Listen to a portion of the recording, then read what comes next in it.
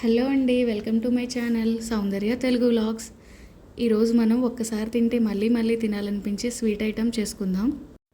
ఇది చాలా easy item అండి. దీనికి కావాల్సిన పదార్థాలు పాలు, పంచదార, మైదా పిండి. ఇవి మూడు ఉంటే చాలు ఎంతో టేస్టీగా ఉండే పనస్తొనలు రెడీ. ఇప్పుడు ఎలా చేయాలో చూసేద్దాం.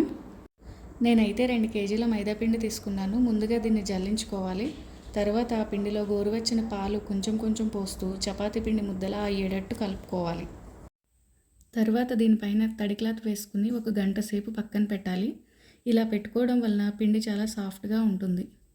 1 గంట సేపు నానిన తర్వాత ఆ పిండిని చిన్న చిన్న ఉండలుగా చేయాలి. తర్వాత చపాతీలా చేసి దానిని ఇప్పుడు నేను చూపించిన విధంగా పొడవుగా కట్ చేసుకోవాలి.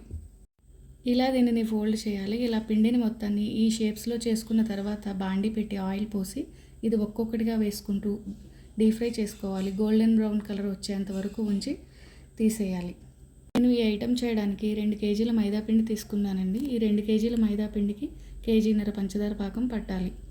ఈ కేజీన్నర పంచదారలో 1/2 లీటర్ వాటర్ పోసి స్టవ్ మీద పెట్టండి. పంచదార మొత్తం కరిగాక స్టవ్ మీద నుంచి తీసి పక్కన పెట్టండి. ఇప్పుడు ఒక గిన్నె పెట్టి 2 గరిటెల పంచదార పాకం వేసి బాగా తిప్పాలి. తర్వాత ఇలా చూపించిన విధంగా తీగపాకం వచ్చేంత వరకు ఉంచి పాకం బాగా పట్టాక వీటిని తీసేయండి. ఇలాగే మిగతాయి కూడా చేయండి. అంతే, ఎంతో టేస్టీగా స్వీట్గా ఉండే పనస్తొనలు రెడీ.